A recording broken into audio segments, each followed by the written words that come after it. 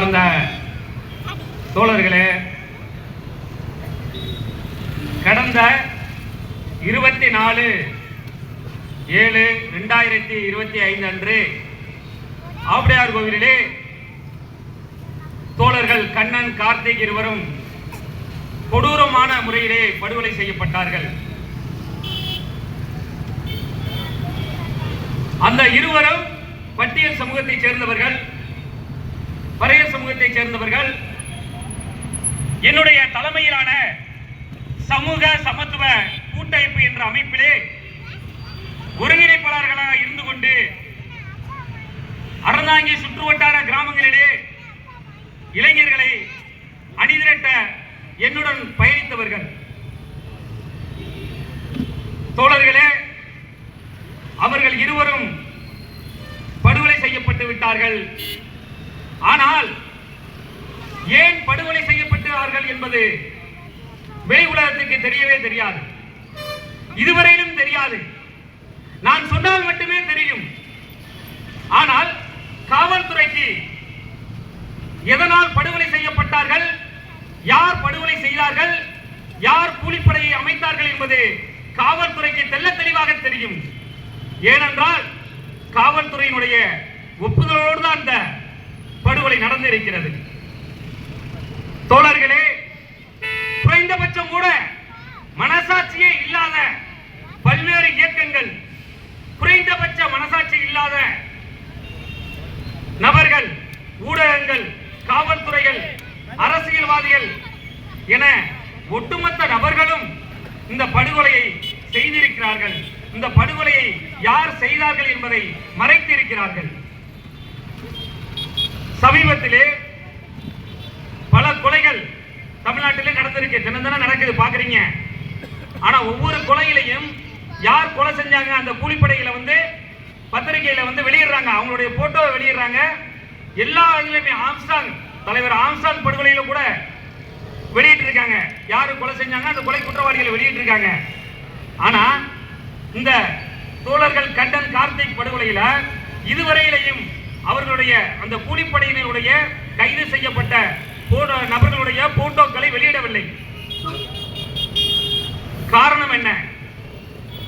இதை யாரும் சொல்ல மாட்டார்கள், இனிமேலும் சொல்ல போவதில்லை. ஆகவே இங்கே அமர்ந்திருக்கக்கூடிய பல்வேறு இயக்க தோழர்களும், இங்கே அமர்ந்திருக்கக்கூடிய பொதுமக்களும், இளைஞர்களும் எல்லோர் மத்தியிலே இந்த கொலையை யார் செய்தார்கள் என்பதை நான் சொல்ல விளைகிறேன். எதனால் இந்த கொலை ஏற்பட்டது என்பதை நான் சொல்ல விளைகிறேன். இந்த உண்மையை ஒவ்வொருத்தரும் வெளி உலகத்துக்கு கொண்டு செல்லுங்கள் என்று கேட்டுக்கொள்கிறேன். குறிப்பாக ஊடகங்கள் எந்த ஒரு சூழ்நிலையிலையும் இந்த கொலையை பற்றி எழுதப் போவதில்லை. இவர்கள், இந்த ஊடக நண்பர்கள், அனைத்து ஊடகங்களுமே கண்டபடி எழுதியிருக்கிறான். மணல் கொள்ளையடிச்சதுல போட்டி, அதனாலதான் இந்த கொலை நடந்திருக்கு. பைக் வாங்கினதுல குடுக்கல் வாங்கல பிரச்சனையில இந்த கொலை நடந்திருக்கு. கண்ணன் மிகப்பெரிய கட்ட பஞ்சாயத்து ரவுடி. கண்ணனுக்கும் கூலு என்ற காளிதாசுக்கும் தொழில் போட்டி, பஞ்சாயத்து போட்டி. கண்ணனுக்கு பணம் நிறைய நக்கீரன் எழுதியிருக்காங்க. யாருக்கிட்ட பணம் வாங்கிட்டு நக்கீரன் எழுதுனாங்கன்னு தெரியல. பணம் வாங்கிக்கிட்டு எழுதுனாங்களா இல்ல அரசியல்வாதிகள் சொல்லி எழுதுனாங்களான்னு தெரியல. ஆனா கொஞ்சம் கூட மனசாட்சியே இல்லாத ஊடகங்கள் தான் இன்னைக்கு தமிழ்நாட்டில் இருக்கு. ஆகவே நான் சொல்லக்கூடிய விஷயங்களை இங்கு வந்திருக்கக்கூடிய ஒவ்வொரு நபர்களும் பொதுவெளியிலே வெளியிடும்படி கேட்டுக்கொள்கிறேன். தோழர்களே, சமூக சமத்துவ கூட்டமைப்பு என்ற அமைப்பானது என்னுடைய தலைமையிலே இயங்கிக் கொண்டிருக்கிறது. அறந்தாங்கி தொகுதியிலே அநீதிகளுக்கு எதிராக 1000 இளைஞர்களை அணிதிரட்ட வேண்டும். இந்த காவல்துறையாலோ அல்லது வேறு இந்த அரசு நிறுவனங்களாலோ அநீதிகளை தட்டி கேட்க முடியாது, தட்டி கேட்க மாட்டார்கள். ஆகவே நாம தான் தட்டி கேட்கணும் அப்படின்னு 1000 இளைஞர்களை அநீதிகளுக்கு எதிராக சட்டத்துக்கு உட்பட்ட வழிகளை அணிதிரட்டிக்கிட்டு அந்த கொள்கையோட நாங்க பயணிச்சோம். அந்த பயணத்துல அந்த பகுதியில் உள்ள ஒட்டுமொத்த கிராமங்களையும் எங்களை நோக்கி கணிசமான இளைஞர்கள் வர ஆரம்பிச்சாங்க. குறிப்பா தோழர் கண்ணன் இளைஞர் வட்டாரங்கள் கண்ணனை நோக்கி நிறைய வரைக்கும் எனக்கு பாதுகாப்பு அரணாக இருந்தவர்கள், நான் எங்கு சென்றாலும் என்னுடன் உடன் பயணித்தவர்கள், எதற்கும் அஞ்சாதவர்கள். அவர்கள் ரவுடிகள் அல்ல. ஏன் கொலை செய்யப்பட்டார்கள்? கடந்த 2 மாதங்களுக்கு முன்பு ஆவுடையார்கோவில் தாலுகா பொன்பேத்தி கிராமத்தில் நிழல் கூட, அந்த கிராமத்தில் என்ன நடக்குதுன்னா, அந்த கிராமத்தில் வந்து ரெட்டை கிளாஸ் முறை இருக்கு. டீ கடையில் வந்து பெஞ்சில் உட்கார முடியாது, தரையில தான் உட்காரணும். இது பயணியர் நிழல் கூட கிடையாது.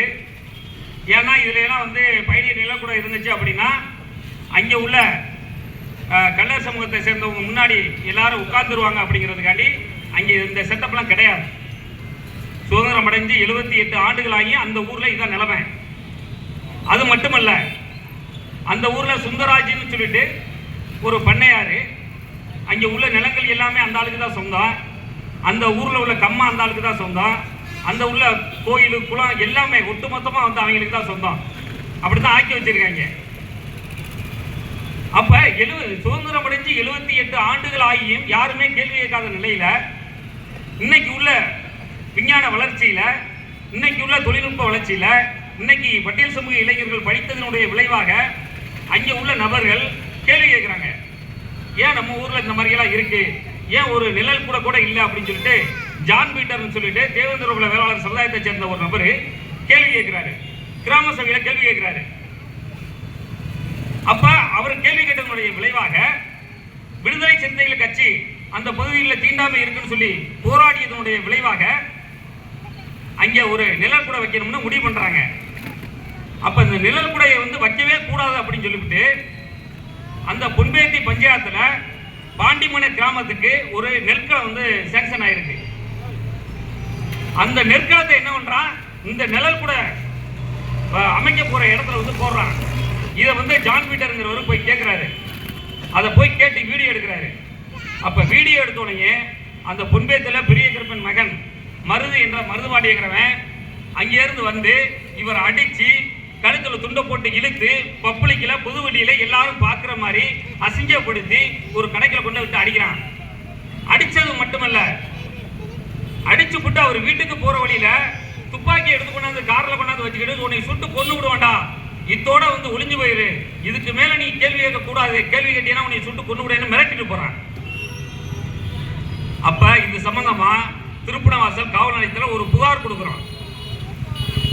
ஆனா காவல்துறை என்ன பண்ணுது, அவங்கள்ட்ட வந்து காசை வாங்கிட்டு அந்த திருப்புணவாசல் காவல் நிலையம் எப்படின்னா அங்க வந்து எஃப்ஐஆர்ங்கிறது ஆகவே ஆகாது. முடிஞ்ச வரையிலையும் வந்து கட்ட பஞ்சாயத்து தான். அங்க உள்ள அரசியல்வாதிகள் ஆதிக்க சக்திகள் சொல்றதான் அவங்க வந்து செய்வாங்க. அப்ப அவங்க என்ன பண்றாங்க, இந்த கேஸை வந்து கம்ப்ளைண்ட் கொடுத்தவர் மேலேயும் வழக்கு போடுறான், பிரச்சனை பண்ணவன் மேலேயும் வழக்கு போடுறான், துப்பாக்கியை காட்டி மிரட்டவனுக்கு பெயிலபிள் செக்ஷன்ல வழக்கு போடுறான். அப்ப பிரச்சனைக்கு வந்து தீர்வு கிடைக்கல, சட்டப்படி நமக்கு தீர்வு கிடைக்கும் அப்படின்னு சொல்லிட்டு அந்த இளைஞர் பெட்டிஷன் கொடுத்து பார்த்தாரு, நடவடிக்கை இல்லை. அவன் காயா சுத்துறான், எங்களை ஒண்ணுமே பண்ண முடியாது, நாங்க தான் ஆளு, பல்லம்பரை எங்களை எடுத்து என்னடா பண்ண முடியும், வழக்கு போட முடியுமா, உள்ள தள்ள முடியுமா அப்படின்னு ஒரு இருமா போட பெறாட்டான். அப்பதான் வந்து எங்கள்கிட்ட வந்து சொல்றாரு, ஜான் பீட்டர் வந்து சொல்றாரு, இந்த மாதிரி எனக்கு வந்து அநியாயம் நடந்திருக்கு, எனக்கு பெரிய மன உளைச்சலா இருக்கு, நான் தற்கொலை பண்ணிட்டு சாகலாம்னு நினைக்கிறேன், நான் ரொம்ப அசிங்கப்பட்டு போயிட்டேன் அப்படிங்கிறாப்ல. அதுக்கு பிறகு சமூக சமத்துவ கூட்டமைப்பு தோழர்கள், அந்த பகுதியை சேர்ந்த நபர்கள் 70க்கும் மேற்பட்ட இளைஞர்கள் அவனை போய் கேள்வி கேட்கணும்னு ஒரு நாள் போறான். நல்லா கேட்டுக்கங்க, காவல்துறை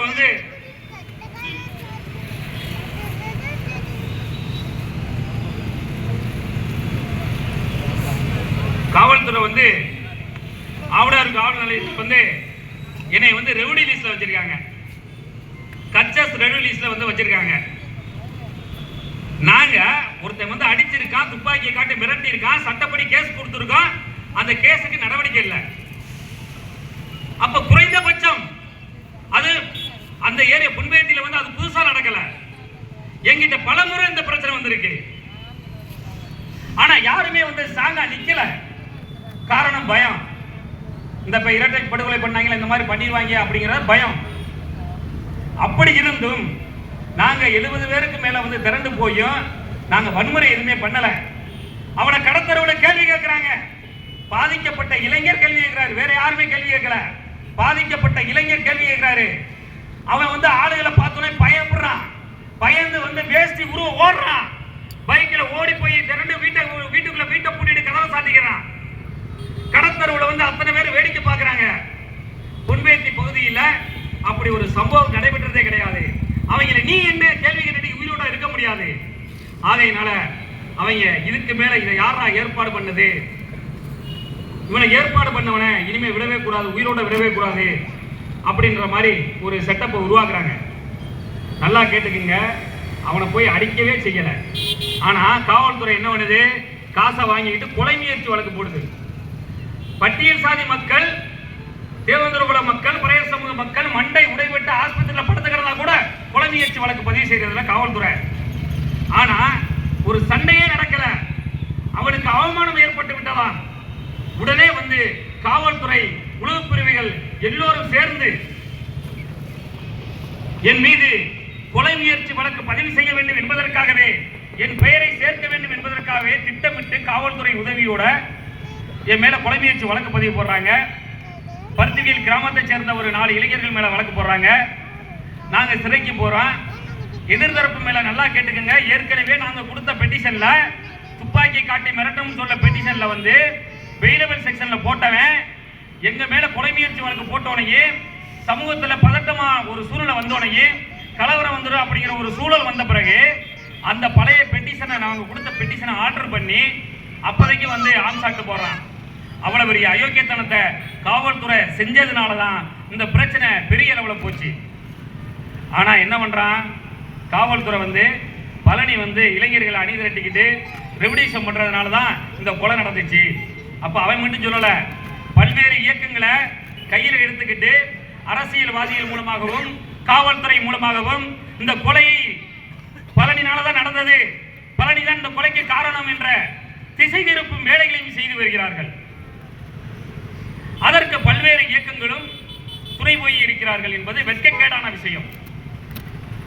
தோழர்களே, பொன்பேத்தி பிரச்சனைக்கு மட்டும் இந்த கொலையை பண்ணல. எல்லோரும் வந்து என்னடா பொன்பேத்தி பிரச்சனைக்காண்டியா இவ்வளவு தூரம் வந்து வெட்டப்படுகளை வந்து நடத்த போறாங்க, இது வந்து அங்க உள்ள ஒரே சாதிக்குள்ள நடந்த சண்டை, பறையர் சமூகத்துக்குள்ள சண்டை அப்படின்ற மாதிரி ஒரு செய்தியை ஊரு ஃபுல்லா வந்து பரப்பி விட்டுருக்காங்க. அந்த பரப்புறதுக்கு சமூக ரீதியாக இயங்கக்கூடிய இயக்கங்களையும் பயன்படுத்தி இருக்கிறார்கள். வெட்கக்கேடான விஷயம். தோழர்களே, நாங்க வந்து இன்ஸ்பெக்டர் வந்து கேட்டாரு விசாரணையில, எப்படி நீங்க வந்து இந்த நேரம் வந்து நீங்க சொல்றீங்க, குற்றம் சுமத்துறீங்க, எவ்வளவு தலைவர்கள்லாம் இருக்காங்க, அவளையெல்லாம் விட்டுவிட்டு உங்களை வந்து இவ்வளவு பேர் வந்து திரண்டு ஏன் கொலை செய்ய வேண்டும் என்று கேட்டார். தோழர்களே, நாங்க என்ன மக்கள்கிட்ட போய் சொல்லிக் கொடுக்கிறோம் அப்படின்னா, இந்த பகுதியிலே உள்ள அரசியல்வாதிகளுடைய சொத்துக்களை எப்படி வந்தது அதை கேள்வி கேட்க வேண்டும். ஒவ்வொரு ஊரிலேயும் நாட்டாமையாக, ஊர் அம்பலங்களாக கள்ளர் சாதியை சேர்ந்த நபர்கள் தான் இருக்கிறார்கள், முக்குளத்து சாதியை சேர்ந்தவர்கள் தான் இருக்கிறார்கள். அதுவும் ஒரு குறிப்பிட்ட நபர்கள் தான், ஒட்டுமொத்த நபர்களும் அல்ல. ஒரு குறிப்பிட்ட குடும்பத்தை சேர்ந்தவர்கள் தான் அனைத்து கிராமங்களிலுமே இருக்கிறார்கள். அவர்கள் தான் கோயிலிலே ஆதிக்கம் செலுத்துகிறார்கள், கம்மாயை ஆதிக்கம் செலுத்துகிறார்கள், கம்மாயில் உள்ள வேடிக்கை மரங்களை ஆதிக்கம் செலுத்துகிறார்கள், அரசியலிலும் ஆதிக்கம் செலுத்துகிறார்கள். ஒருவன் ஏடிஎம்கேலையோ டிஎம்கேலையோ ஒன்றிய செயலாளர் ஆகணும் அப்படின்னா அங்கே உள்ள பட்டியல் சாதி மக்கள் ஓட்டு போட்டா மட்டும்தான் ஒன்றிய செயலாளர் ஆக முடியும். ஒரு பெரும்பான்மையா உள்ள பட்டியல் சமூக மக்கள் ஒன்றிய செயலாளராக ஆக முடியல. ஆனா ஊருக்கு ஒருத்தர் 2 பேர் இருக்கக்கூடிய முக்குளத்து சமூகம் மட்டுமே எப்படி ஏடிஎம்கேல டிஎம்கேல ஒன்றிய செயலாளர் ஆகிறான். அப்ப நாம விழிப்புணர்வு பெறணும், அந்த ஒன்றிய செயலாளர் போஸ்டிங்க பட்டியல் சமூகம் பெறணும் அப்படின்னு நாங்க சொல்லி கொடுக்கிறோம். ஊர்ல உள்ள அம்பலத்தை இனிமே அவன்கிட்ட கொடுக்காதீங்க, அத பெரும்பான்மையா வாழக்கூடிய பட்டியல் சமூக மக்கள் வந்து கைப்பற்றுங்கன்னு சொல்றான். நேரடியா பெட்டிஷன் கொடுத்துக்கிட்டு நாங்க வந்து காத்து கிடக்கிறதெல்லாம் கிடையாது. அது எவ்வளவு பெரிய ஆளாக இருந்தாலும் அவனை மக்களை திரட்டி அவன் சட்டையை பிடிச்சி பொது வழியில கேள்வி கேட்கணும், அம்பலப்படுத்தணும் அப்படின்னு நாங்க பிரச்சாரம் பண்றோம். அதை நாங்க செஞ்சுக்கிட்டு வரோம்.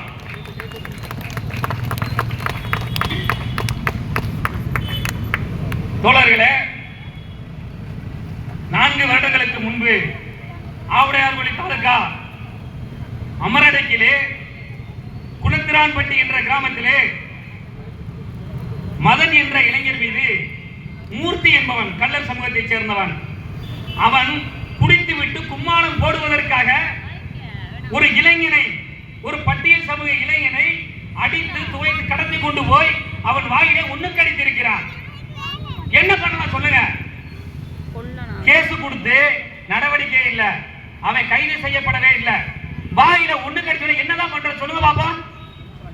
அப்ப சமூக சமத்துவ கூட்டமைப்பு தோழர்கள் ஒன்று கூடி அவனை கேள்வி கேட்டோம், அவனை நடுத்தருவிலே விட்டு கேள்வி கேட்டோம், அவமானப்படுத்தினோம். எங்க மேல என்ன வழக்கு போடுவீங்க அவமானப்படுத்தினதுக்கு? அவன் ஜட்டியோட மூர்த்தி என்ற கள்ளர் சாதியை சேர்ந்தவன். அவன் திருப்பூரிலே பல்வேறு இடங்களிலே பார் வச்சு நடத்தினான், சட்டவிரோத பார்கள் வச்சு நடத்தி நெருக்கி 500 கோடி ரூபாய்க்கு சொத்து மதிப்பு உள்ள ஒரு நபரவன். அந்த பண திமிரில தான் அந்த வேலை செய்யறான். அப்ப அந்த பணத்தை வாங்கிட்டு காவல்துறை நடவடிக்கை எடுக்கல, கைது பண்ணல. அப்ப அதுக்கு முன்னாடி முன்னுக்கு அடிக்கிறதுக்கு முன்னாடி என்ன பண்றா, ஒரு தேவேந்திர குல சமுதாயத்தை சேர்ந்த சேவியர் என்ற ஒரு தோழரை காரை ஏற்றி கொள்ள முயற்சி பண்ணியிருக்கான். அவரு தப்பிச்சுக்கிட்டாரு. அதுல தப்பிச்சு போன பிறகு அவரை அட்டாக் பண்ணியிருக்கான். இப்படி பண திமிரில பல வேலைகளை அவன் வந்து செஞ்சான். அப்ப வேற வழியே இல்ல, இது காவல்துறை கேட்கவே கேட்காது, சமூக சமத்துவ கூட்டமைப்பு தோழர்கள் கேட்டால் மட்டுமே என்று இளைஞர்கள் ஒரு 100 பேர் திரண்டு அவனை அந்த பொதுவெளியிலே வைத்து அவனை அவமானப்படுத்தி, இந்த இவர் சுதந்திர இந்தியாவில் இத்தனை வருட ஆண்டுகள் ஆகிய இவ்வளவு தொழில்நுட்பம் வளர்ந்த பிறகு, கம்ப்யூட்டர் மயம் ஆன பிறகு என்னடா உனக்கு சாதி வெறி என்று அந்த பாதிக்கப்பட்ட மக்களே அவனை செருப்பாலும் விளக்கமாத்தாலும் அடித்தார்கள். சுற்று வட்டாரத்தில் உள்ள ஒரு 500 பேர் அதை வேடிக்கை பார்த்தார்கள். ஆனால் அவனால் எங்களை ஒன்றும் செய்ய முடியவில்லை. காரணம், அங்கு உள்ள சுற்று வட்டார பெரும்பான்மையாக வசிக்கக்கூடிய தேவேந்திர குல மக்கள் எங்களுக்கு தூண்களாக இருந்தார்கள், பாதுகாப்பு அரணாக இருந்தார்கள். நான் சொல்லக்கூடிய இந்த மூர்த்தியாகட்டும், இந்த படுகொலைக்கு காரணமான பொன்பேத்தி மருது கார்த்திக், அவனுடைய சகோதரன் சுந்தரமணியன் ஆகட்டும், ex MLA Udhayan Shanmugam, ex MLA ராஜநாயகத்தினுடைய சகோதரன் விஜய ரகுநாதன் யாகம் மணல் மாபியா பரணி கார்த்திகேயனுடைய அண்ணன். நான் சொல்லக்கூடிய எதிரிகளை எல்லாம் பாருங்கள், எவ்வளவு அரசியல் பின்புலம் கொண்டவர்கள் என்று. பணத்தை வைக்க முடியாமல் மண்ணிலே புதைக்கக்கூடியவர்கள் அனைவரும். நான் இளைஞர்கள் என்ன சொல்லுகிறேன், பெரும்பான்மையாக வாழக்கூடிய பட்டியல் சமூக மக்கள், இவர்களிடம் இவ்வளவு பணம் எல்லாம் வருதே, கேள்வி கேட்கணுமா இல்லையா? கேள்வியை கேளுங்க.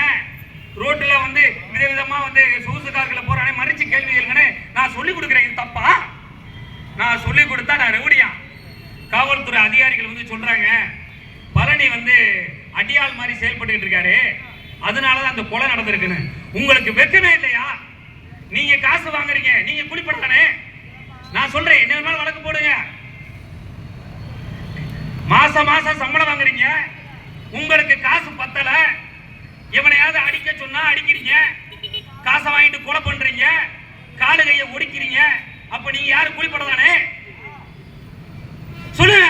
உங்கள்ட்ட தான் கேட்கிறேன், கூலிப்படையா இல்லையா? காவல்துறை சொல்லுங்க. நீங்க அமைதியா இருக்கவரதான் அவங்க இந்த அவங்களுடைய ஆட்டங்கள் நடந்துகிட்டு இருக்கு. கேள்வியை கேளுங்க. நான் ஒருத்த வந்து கேள்வி கேட்கறதுனால இது ரெவடிங் காவல்துறை. ஒட்டுமொத்த நபர்களும் கேள்வி கேட்பார்கள். கண்டிப்பாக அதுக்கான ஒரு காலம் வரும். சரி, அதெல்லாம் விடுங்க. இந்த கொலையை நடத்துக்கிறதுக்கு எவ்வளவு திட்டமிடுதல் பண்ணியிருக்காங்க தெரியுமா? 2.5 கோடி வரையிலையும் பணம் செலவு செய்திருக்கிறார்கள். என்னைய கொலை பண்ண 2.5 கோடி நான் சாதாரணமா தெரியறவன் தான். என்னை சாதாரணமா செஞ்சு விடலாம். என்னை கொலை பண்றது வந்து ஈஸி. 1 மாசம் நான் கண்டிஷன் மேல கையெழுத்து போட்டுக்கிட்டு இருக்கேன். அப்ப கூட கொலை பண்ணியிருக்கலாம். ஆனா அந்த பகுதியில் உள்ள ஒட்டுமொத்த கள்ளர்களும், ஒட்டுமொத்த கள்ளர்கள் என்றால் கள்ளர் சாதியை சேர்ந்த அனைவரும் அல்ல, அந்த கள்ளர் சாதியிலே இருந்து கொண்டு அந்த சாதியை பயன்படுத்திக் கொண்டு அரசியலிலே கோலைச்சக்கூடிய இந்த நரேந்திர ஜோதியினுடைய ராஜநாயகத்தினுடைய சகோதரர் விஜய ரகுநாதன், எக்ஸ்எம்எல்ஏ உதயம் சண்முகம், அமரடிக்கையை சேர்ந்த மூர்த்தி, பொன்பேட்டியை சேர்ந்த மருது, கார்த்திக், சுந்தரபாண்டி இவர்களை மட்டும்தான் சொல்லுகிறேன். ஆனால் இந்த கொலைக்கு பின்னாலே ஒட்டுமொத்த கள்ளர் சாதியை சேர்ந்த அரசியல் சக்திகளும் ஒன்று கூடி ஒரு மண்டபத்திலே கூட்டம் போட்டு திட்டமிட்டு பழனியை கொலை செய்யாவிட்டால் இந்த பகுதியிலே எல்லோரையும் கை வைப்பான். உதயம் சண்முகம் வந்து சொல்லியிருக்கான், பொன்பேத்தில கையை வச்சுட்டான், நம்மோட்டுக்காரையும் மறிப்பான் அப்படின்னு சொல்லியிருக்கான். ஏன் சொல்லியிருக்கான் அப்படின்னா, ஒரு தேவேந்திர குல வேளாளர் சமுதாயத்தை சேர்ந்த ஒரு கான்ட்ராக்டுக்காரரு ஒரு தீயணைப்பு கட்டடம், அந்த கட்டடத்தோட கான்ட்ராக்ட் எடுத்திருக்காரு. அதுக்கு என்ன ஒன்று அடிக்கல் நாட்டு நிகழ்ச்சி நடக்குது. அடிக்கல் நாட்டு நிகழ்ச்சி நடத்துறது கான்ட்ராக்டுக்காரரு. கான்ட்ராக்டுக்காரர் ஏன் உதயம் சண்முகத்துக்கு சொல்லணும்? அவங்க கல்லர் ஜாதியா, பணம் பட வைத்தவரா, என்ன ஆளுங்கட்சியா, அவர்கிட்ட வந்து அருளாதுங்கிற ஒருத்தர் வந்து தகவல் சொல்லலையா, அடிக்கல் நாட்டு நிகழ்ச்சிக்கு தகவல் சொல்லலையா. அங்கே எம்எல்ஏ வந்திருக்காரு அடிக்கல் நாட்டு நிகழ்ச்சிக்கு, அரசியல் பிரமுகர்கள் எல்லோரும் வந்திருக்காங்க. எல்லோரும் மத்தியிலையும் அருவாலை எடுத்து ஓங்குறான், வெட்டிப்பிடுவான்ட்டு. வேற ஜாதியா இருந்தா ஓங்குவானா? தேவேந்திர குல சமுதாயம் என்பதனால ஓங்குறான். என்னால வந்து அதை ஜீரணிக்க முடியல. காரணம், நான் அந்த சமூகத்துல பிறந்துட்டேன், என்னால முடியல, எனக்கு தூக்கம் அல்ல. அவ்வளவு கேவலமா வந்து அவர் வந்து கூடி குறுகி போய் அந்த இடத்துல நிக்கிறாரு. அதை பார்க்க அது வீடியோவா பொது வழியில எல்லா இடத்துலயுமே வந்துருச்சு. உலகம் ஃபுல்லா அந்த வீடியோ பரவிருச்சு. ஆனா பரவன பிறகு டிஎம்கே கட்சியில ஒரு நடவடிக்கை இல்ல, அந்த ஆளு மேல ஒரு நடவடிக்கையுமே எடுக்கல. சரின்ட்டு நான் வந்து 30 தோழர்களை கூட்டிக்கிட்டு ஆவுடையார் கோயில் காவல் நிலையத்தில் புகார் கொடுக்க போறேன். அப்ப நந்தகுமார் எஸ்ஐ என்ன பண்றாரு, புகாரை வாங்க முடியாது, அந்த பாதிக்கப்பட்ட அந்த கான்ட்ராக்டுக்காரரை வந்து வர சொல்லுங்க அப்படிங்கிறாரு. சார், அவருக்கு வந்து உயிருக்கு பயந்தவரு, பயப்படுறாரு. உதய சண்முகம் ஏற்கனவே ஒரு கொலையை பண்ணி இருக்கிறான். அறந்தாங்கில செந்திலுங்கிற ஒருத்தரை கொலை பண்ணிவிட்டு இதே மாதிரி கண்ணன் கார்த்திகை எப்படி கொலை செஞ்சானோ அதே மாதிரி ஏற்கனவே செந்தில் என்பவரை கொலை செய்து விட்டு கூலிப்படைகளை ஆஜர்படுத்திவிட்டு அந்த கூலிப்படைகளை அந்த வழக்கிலிருந்து விடுதலை செய்ய வைத்த தன்னுடைய எம்எல்ஏங்கிற அந்த போஸ்டிங்கை வச்சுக்கிட்டு, ஆளுங்கட்சிங்கிற அந்த போஸ்டிங்கை வச்சுக்கிட்டு அந்த கூலிப்படையை காப்பாத்திட்டான். அவனு அந்த வழக்கில இருந்து தப்பிச்சுக்கிட்டான்.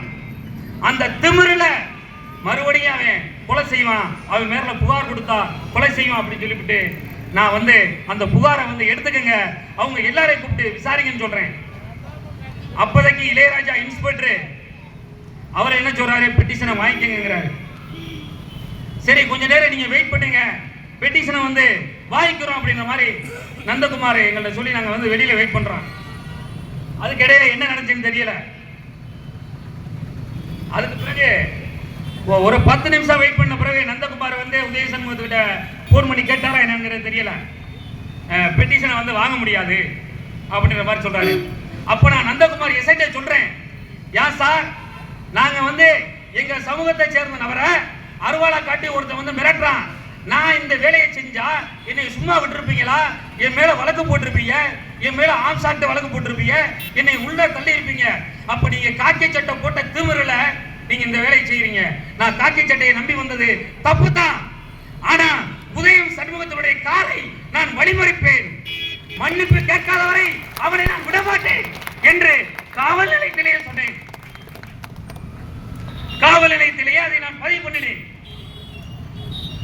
அப்ப இதையெல்லாம் பேசியிருக்கான் உதய சண்முகம். இப்ப பொன்பேத்தில பிரச்சனை நடந்த பிறகு அப்ப பழனியினுடைய கை ஓங்கிக்கிட்டே இருக்கு, இளைஞர்கள் அவனை நோக்கி வந்துகிட்டே இருக்காங்க. இங்க உள்ள தேவேந்திர குல சமூக இளைஞர்கள் பெரும்பான்மையா அவன்கிட்ட போயிட்டு இருக்காங்க. அப்ப இவனை ஏதாவது ஒரு வழியில இந்த பொன்பேத்தி பிரச்சனையை பயன்படுத்தி இவனை ஒழிச்சிடணும் அப்படின்னு ஒட்டுமொத்த நபர்களும் ஒரு மண்டபத்தில் கூடி விருந்து வச்சு திட்டமிடுறாங்க.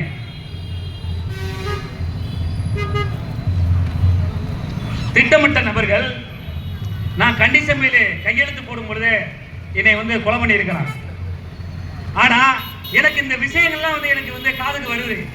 காதுக்கு வந்ததுனால என் சமூகத்தை சேர்ந்தன தேவேந்திர குல மக்கள் எனக்கு ஒரு கார் வாங்கி கொடுத்து எனக்கு பாதுகாப்புக்கு 10 இளைஞர்களை அனுப்பிவிட்டு என்னை தினந்தோறும் பாதுகாத்தார்கள்.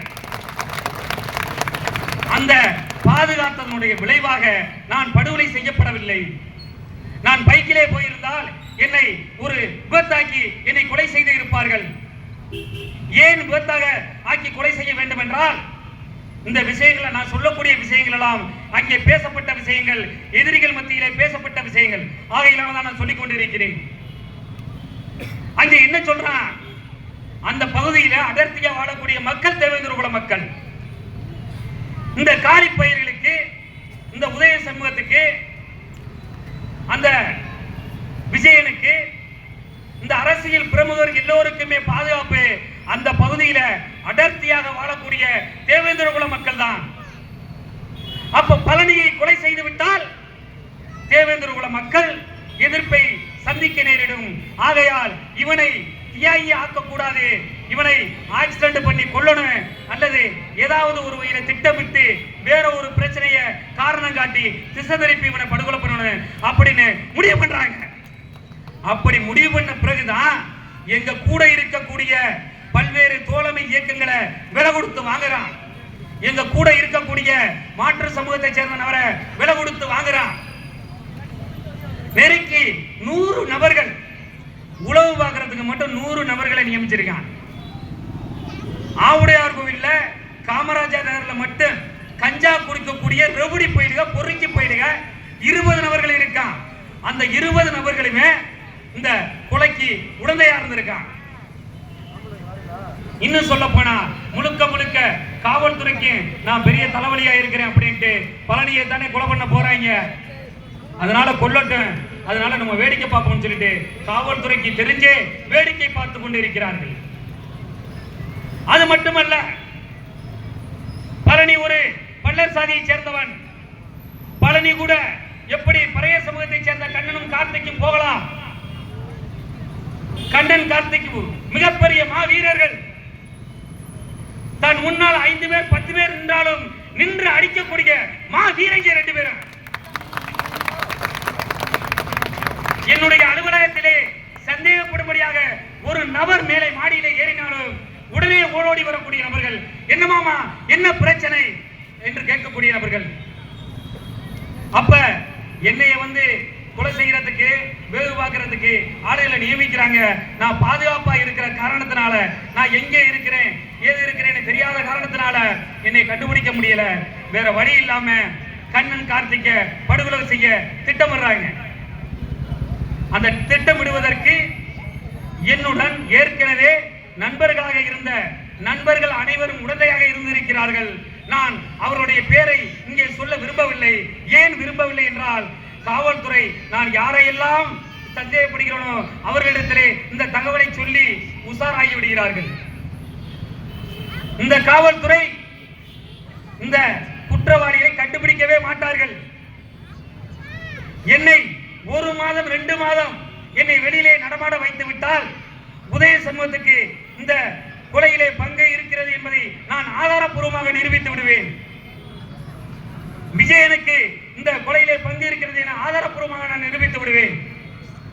இதுவரையிலும் நான் கண்டுபிடித்ததிலே பொன்பேட்டியை சேர்ந்த மருது 100க்கு 100% அவன் கொலையில சம்பந்தப்பட்டிருக்கான். அதற்கான ஆதாரங்கள் என்னிடம் இருக்கிறது. ஆனால் இந்த காவல்துறையை நம்பி அந்த ஆதாரங்களை நான் கொடுக்க முடியாது. ஒரே ஒரு சாட்சி சரவணனை நான் விசாரித்து, அவன் என் கூடவே பயணித்தவன், கண்ணன் கூடவே பயணித்தவன். அந்த துரோகியை கூப்பிட்டு வச்சு விசாரிச்சு நான் வீடியோ எடுத்திருக்கிறேன். இங்க உள்ள பல்வேறு இயக்கங்கள் வீடியோ எடுத்திருக்காங்க. அவன் கைப்பட லெட்டர் எழுதி வாங்கியிருக்கான். காவல்துறை அதிகாரின்னு சொல்றாரு, இவன் மேல தப்பு இருக்கு அப்படின்னு சொல்றாரு. ஆனா அவனை வந்து ஒரு 3 மணி நேரம் வந்து விசாரணைங்கிற பேர்ல ஒரு அன்பா விசாரணை பண்ணிட்டு அவனை வந்து வெளியில விட்டுட்டாங்க. அப்ப நான் சொல்றேன், நான் ஆடியோ வர்றாரு, ஆடியோன்னு சொல்றேன். சாட்சிகள் எல்லோருமே வந்து சாட்சியில் எல்லோருக்கும் அச்சுறுத்தல் இருக்கிறது. அனைத்து சாட்சிகளுக்கும் பாதுகாப்பு கொடுக்க வேண்டும். சரவணன் முக்கியமான சாட்சி, சரவணனுக்கு பாதுகாப்பு கொடுக்க வேண்டும். சரவணனை விசாரணை செய்யும் பொழுது ரெவன்யூ அதிகாரிகள் உடன் இருக்க வேண்டும் என்றெல்லாம் நான் சொல்லுகிறேன். ஆனால் உடனடியாக காவல்துறை என்ன பண்ணுது, இந்த தகவலை கேள்விப்பட்ட உடனேயுமே என்னடா இவ்வளவு உஷாராகிறாங்க அப்படின்ட்டு உடனடியாக டிஎஸ்பி ஸ்பாட்டுக்கு வர்றாங்க. அதுவும் டிஎஸ்பி எப்போ வர்றாங்க, ஆசை தம்பிங்கிற ஒரு தோழர், மக்கள் தேசம் கட்சி தோழர், தலைவர், வழக்கறிஞர், அவருடைய முன்முயற்சியால டெல்லியிலிருந்து எஸ்சி கமிஷன் ஆவுடையார்களுக்கு பாதிக்கப்பட்ட குடும்பத்திற்கு வந்திருந்தார்கள். அவர்களிடம் தோழர் கண்ணனுடைய மனைவி பிரியா, நாங்கள் இந்த நேரையெல்லாம் சந்தேகப்படுகிறோம், சரவணன் என்பவன் உடந்தையாக இருந்திருக்கிறான் என்று சொல்லுகிறார். அப்ப சரவணனை கூட்டிட்டு வாங்கன்னு சொல்றாங்க. நாங்க சரவணனை லோக்கல்ல வச்சா எதிரிகளை கடத்திட்டு போயிடும் அப்படிங்கிறதுக்காண்டி நாங்க வேற ஒரு கிராமத்தில் கொண்டு வச்சிருந்தோம். நாங்க வர்றதுக்குள்ள அவங்க போயிட்டாங்க.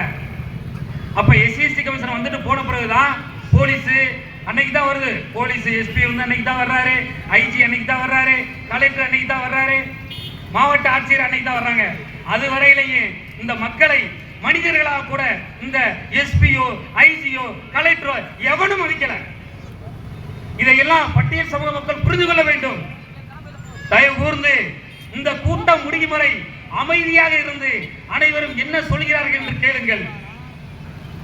நாம் காத்திருக்க யோசித்தோமானால், காத்திருக்க அலுப்பு பார்த்தோமேனால், சோம்பேறித்தனம் பட்டோமேயானால் இந்த 2 உயிர்களைப் போல எண்ணற்ற உயிர்களை நாம் பறிகொடுக்க வேண்டி வரும்.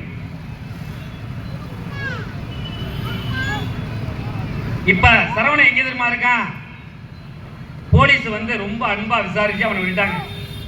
விட்ட பிறகு எதிரிகள் என்ன பண்ணியிருக்கான், அவனை கூட்டி கார்ல உட்கார வச்சுக்கிட்டு, டேய் பழனி எங்கடா இருக்கான், எங்கடா அவனை கூட்டிட்டு போன சொல்றான். அவனுக்கு உண்மையிலேயே நான் எங்க தங்குறேன்னு தெரியாது. தெரிஞ்சிருந்தா அவன் சொல்லியிருப்பான், நான் இங்க பேசிக்கிட்டு இருக்க மாட்டேன். அப்ப அவனுக்கு தெரியாதனால நான் உயிரோட இருக்கேன். என்ன காவல்துறைக்கு பாருங்க எப்படி என்னன்னு சரவணன் அவங்க கையில கொடுத்து, சரவணனை பாதுகாப்பு கொடுத்து பாதுகாக்கணுமா இல்லையா? அந்த வேலையை செய்யல. அவனை ஃப்ரீயா விட்டுட்டு அவன் எதிரி கூட்டிக் கொண்டு வச்சு என்னை கொலை பண்றதுக்கு ஒரு ரூட்டு போட்டு போறான்னு சொல்றான். அப்ப இந்த லட்சணத்துல காவல்துறை இருக்கு. இந்த காவல்துறை இந்த குற்றவாளிகளை ஒரு பொழுதும் கண்டுபிடிக்காது. இந்த ஊடகங்கள் ஒரு பொழுதும் இந்த குற்றவாளியுடைய பெயரை வெளியிட மாட்டார்கள். நான் ஊடகங்களை கேட்கிறேன், உங்களுக்கெல்லாம் மனிதாபிமானம் இருக்கிறதா? உங்களுக்கெல்லாம் புள்ள ஊட்டி இருக்குதா? ஏண்டா நீங்க மனுஷன் தானடா? அப்படி என்னடா உங்களை எல்லாம் சம்பாதிச்சு சாப்பிட சொல்லுது? போலீஸ்ல ஒருத்தவங்க இல்லையா நேர்மையான ஒரு நபராவது இருக்கணுமா இல்லையாடா? கொலை பண்ண போறது உங்களுக்கு தெரியுமாடா? ஏண்டா நான் செத்து போனா கூட நான் கவலைப்பட்டிருக்க மாட்டேன்டா. 2 உயிரை ஒரு தேவேந்திர குல சமூகத்துக்காண்டி 2 பறையர்கள் உயிரை விட்டுள்ளார்கள். இந்த கொலைக்கு நியாயம் கண்டிப்பாக எங்களால் பெற்றுக்கொள்ள முடியும், பெற்றுக் கொடுக்க முடியும் சட்ட வழியிலே. போலீஸ் இந்த குற்றவாளிகளை எல்லாம் கண்டுபிடிச்சு ஆதாரப்பூர்வமாக சமர்ப்பிக்கவில்லை என்றால் பழனி அதை சமர்ப்பிப்பேன் என்பது போலீசுக்கு தெரியும். நான் யார் யாரை விசாரிக்க வேண்டும், யார் யாரிடமிருந்து என்னென்ன ஆதாரங்களை திரட்ட வேண்டும் என்பதை ஒரு 2 மாதம் எனக்கு டைம் கொடுத்தா நான் எல்லாத்தையுமே தயார்படுத்திடுவேன். அதனால என்ன பண்றாங்க, எப்படியாவது என்னை பிடிச்சி உள்ள போடணும் அல்லது என்னை கொலை பண்ணி போடணும். நெருக்கி ஒரு 4-5 ஊர்ல, காரைக்குடியில, தேவக்கோட்டையில, ஆவுடையார்பேட்ல, அமரவைக்கல, மீமெஸ்ல, இந்த 4-5 ஊர்கள்ல கூலிப்பட இன்னும் இயங்கிட்டு இருக்கு. அவங்க யார் யாருன்னு எனக்கும் தெரியும். அதை நான் சொல்ல விரும்பல. ஏன்னா சொன்னா அவங்களையெல்லாம் உஷாரப்படுத்திடும் போலீஸ். அப்பா கண்டுபிடிச்சிட்டாம்பா அப்படின்னு அவங்ககிட்ட போய் சொல்லிடுறேன். ஏன்னா போலீஸுக்கு தெரியும் எங்கெங்க இருக்கிறாங்க, யார் யார் வந்திருக்காங்க, போலீஸுக்கு தெரியும், எனக்கும் தெரியும். நான் ஒன்றும் சும்மா இல்லை. அவங்களால எனக்கிட்ட ஆள் எடுக்க முடிகிறப்ப நான் ஒன்று திராணியற்ற நபர்கள் இல்லை. எங்க சமூகத்தை சேர்ந்த நபர்கள் எல்லா இடத்துலையுமே இருக்கிறாங்க. எங்களுக்கும் தகவல் வரும். ஏண்டா கோழைகளா, நாங்க உன்னை நேராத்தானே கேள்வி கேட்டோம். கிராம சபை கூட்டத்தில் கேள்வி கேட்டா நீ அடிப்பியா அப்படின்னு சொல்லி நேரடியா கேள்வி கேட்டோமே. நாங்க கூலிப்படை அனுப்பலையே, உன் முன்னாடி நேரடியா தான் கேள்வி கேட்டா. நீ உண்மையான ஆண்மகனாக இருந்தால், நீ ஆண்ட பரம்பரையாக இருந்திருந்தால் நீ போய் ஆஜராகு. நான் தான் கொலை பண்ண, உனக்கு தில்லு இருந்தா போய் ஆஜராகு. உன்ன மாதிரி கோழைகளை நான் ஒருபொழுதும் கொலை செய்ய மாட்டேன். உன்ன மாதிரி கோழைகளோடு மோதுவது எனக்கு வீரம் அல்ல. உன்னை ஆனால் சட்டத்தின் முன் நிறுத்துவேன். உன்னை நான் சட்டத்தின் முன் நிறுத்த முடியாத அளவுக்கு காவல்துறை நீ விலை கொடுத்து வாங்கி இருக்கிறாய். காவல்துறை மட்டும் ஒதுங்கிவிட்டால் இந்த குற்றவாளிகள் அனைவரையுமே நான் நீதிமன்றம் முன்பு நிறுத்துவேன் என்பதை உறுதியாக கூறுகிறேன். இது கண்ணன் கார்த்திக் வேல் ஆணை. ஆகவே இங்கே கூடியிருக்கக்கூடிய பொதுமக்களும் பல்வேறு இயக்கவாதிகளும் இந்த உண்மை குற்றவாளிகளை சட்டத்தின் நிறுத்துவதற்கு என்னை சட்டப்படியே நான் நடவடிக்கைகள் அனைத்தையும் செயற்படுத்துவதற்கு உறுதுணையாக இருக்க கேட்டுக்கொள்கிறேன். அப்படி சட்டம் சட்டம் இதை கேள்வி கேட்கலைன்னா அவன் நினைக்கிறான் சமூக சமத்துவ கூட்டமைப்புக்கு இளைஞர்கள் இனிமே வரமாட்டாங்க, பயந்துருவாங்க அப்படின்னு நினைக்கிறான். ஆனா இங்க இருக்கக்கூடிய பெரும்பான்மையான நபர்கள் சமூக சமத்துவ கூட்டமைப்பை சேர்ந்தவர்கள், தேவேந்திர குல வேளாளர் சமூகத்தை சேர்ந்தவர்கள், பறையர் சமூகத்தை சேர்ந்தவர்கள். அது மட்டுமல்ல, பல்வேறு சாதியை சேர்ந்த இயக்கவாதிகள் எல்லோரும் எங்களுக்கு உறுதுணையாக இருக்கிறார்கள். நான் திமுக கட்சிக்கு ஒன்றை சொல்லிக்கொள்ள விரும்புகிறேன். ஆவுடையார்களுடைய ஒன்றிய செயலாளராக இருக்கக்கூடிய உதயம் சண்முகத்தை உடனடியாக நீ குறைந்தபட்ச மனசாட்சி இருந்தால் பதவியை விட்டு நீக்கிவிடு, அல்லது என்னை கொலை செய்யும் வரை அவனை பதவியில தான் வைப்பேன், அவனுக்கு எம்எல்ஏ சீட்டு கொடுப்பேன் அப்படின்னு நினைச்சீங்கன்னா அங்க உள்ள தேவேந்திர குல மக்களும் பறைய சமூக மக்களும் வேடிக்கை பார்த்து கொண்டு இருக்க மாட்டார்கள் என்பதை தெரியப்படுத்திக் கொண்டு வாய்ப்புக்கு நன்றி விடைபெறுகிறேன். நன்றி, வணக்கம்.